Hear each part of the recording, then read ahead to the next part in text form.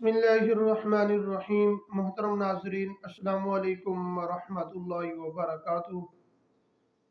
ناظرین، آج کی ویڈیو بڑی اہم ویڈیو ہے۔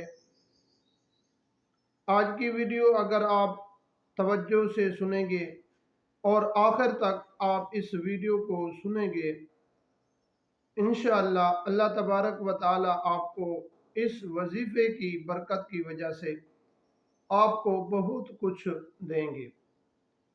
محترم ناظرین، ویڈیو کو شروع کرنے سے پہلے اگر آپ ہمارے یوٹیوب چینل پر پہلی مرتبہ آئے ہوئے ہیں تو آپ ہمارے چینل کو سبسکرائب کریں اور ساتھ ہی بیل آئیکن کو پریس کر دیں، اس طرح کی ویڈیو کا نوٹیفیکیشن آپ تک پہنچتا رہے۔ محترم ناظرین، حضور صلی اللہ علیہ وسلم کے پاس صحابہ بیٹھے تھے۔ ایک صحابی رسول صلی اللہ علیہ وسلم تشریف لے کر مسجد کے اندر آئے اور آ کر نماز پڑھنے شروع کر دی، اور اس کے بعد یہ دعا پڑھی۔ نماز جب مکمل پڑھ لی، اس کے بعد تمام صحابہ کرام رضی اللہ تعالی عنہم اجمعین نے اس صحابی کی طرف دیکھنا شروع کر دیا۔ تو حضور صلی اللہ علیہ وسلم نے تمام صحابہ کو منع فرمایا، روکا،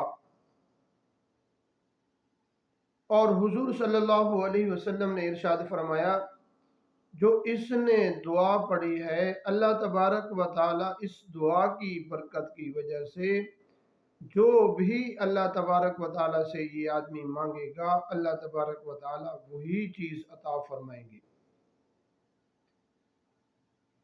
محترم ناظرین، ہماری اپنی ہی غفلت ہوتی ہے، ہم اللہ تبارک و تعالی سے نہیں مانگتے۔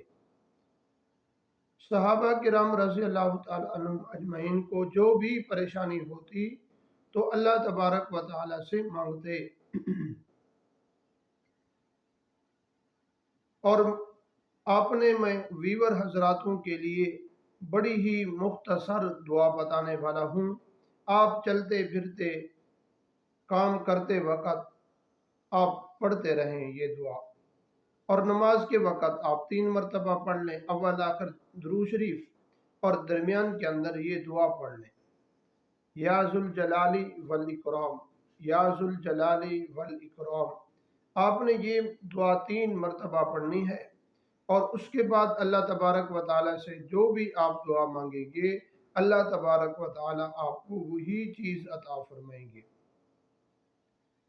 صاحب اولاد جو ہیں اپنی نیک صالح اولاد کے لیے دعا کرتے رہیں، اے اللہ ہمیں نیک صالح اولاد عطا فرما۔ جن حضرات کی اولاد نہیں ہے وہ حضرات ضرور ہی اس دعا کو پڑھیں اور اللہ تبارک و تعالی سے مانگتے رہیں۔